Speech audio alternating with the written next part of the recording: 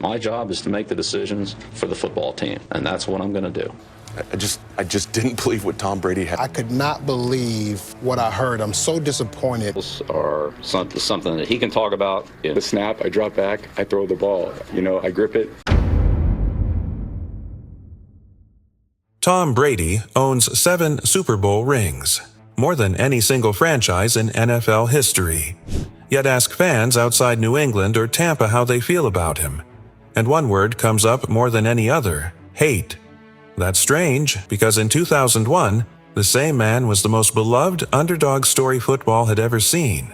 So, what changed? To understand that, we need to go back to where it all started. A kid who couldn't even win a backup job. Brady grew up in the Bay Area, worshiping Joe Montana from the stands. He'd later say that watching Montana drop back to pass, he always felt like something good was about to happen. Little did he know, fans would one day feel that exact same dread. But about him. In high school, Brady didn't even start as a freshman. His team went winless. He only got a shot the following year because the starting quarterback quit. At Michigan, things weren't much easier. He spent 3 years buried on the depth chart, and even when he finally won the starting job, the coaching staff brought in a younger, more talented quarterback to compete with him for the position. Brady handled it the only way he knew how: outworking everyone. He led dramatic fourth-quarter comebacks, earning the nickname the Comeback Kid. It's the same skill that would define his career, and the same skill that would eventually make him public enemy number 1. When it came time for the NFL draft, scouts weren't impressed. Reports called him skinny, with a weak arm and poor mechanics. 6 other quarterbacks were picked before him. Brady fell all the way to pick 199, the last pick of the 6th round. The New England Patriots took a chance on him, but even they didn't expect much. Brady sat as the 4th-string quarterback his rookie year, playing in exactly 1 game. Then, in Week 2 of the 2001 season, starter Drew Bledsoe took a brutal hit and was knocked out for months.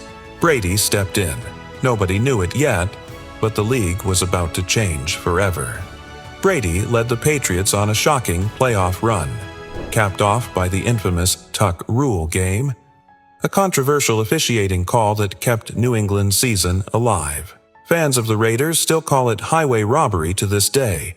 Weeks later, as a 14-point underdog, Brady led the Patriots to their first Super Bowl title. The 199th pick was named Super Bowl MVP. It was, at the time, one of the greatest underdog stories in sports history. For a few years, this was Brady's story, the unlikely hero. But dynasties don't stay lovable for long. As Brady kept winning, and winning again, resentment started to build. And in 2007, that resentment found its fuel. It was revealed that the Patriots had been illegally filming opposing teams' sideline signals, a scandal that came to be known as Spygate. The league fined the head coach heavily and stripped a draft pick. To many fans, every title suddenly felt tainted.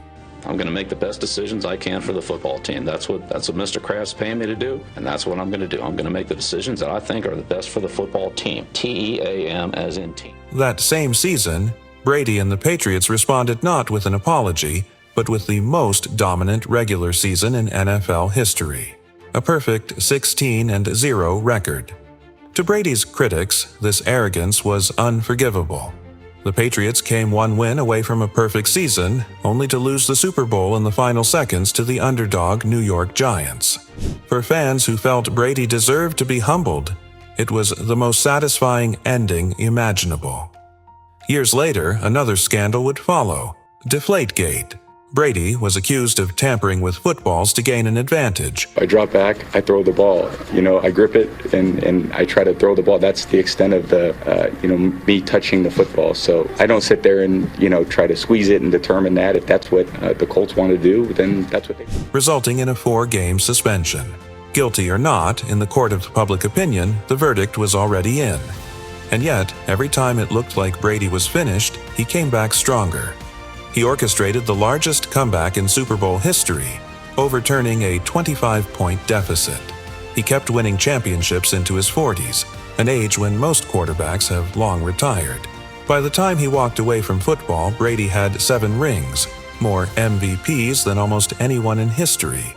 and a permanent place in the most hated conversation, a title he never asked for, but never managed to shake either. So here's the real question. Was Tom Brady hated because he cheated? Or was he hated simply because he never stopped winning?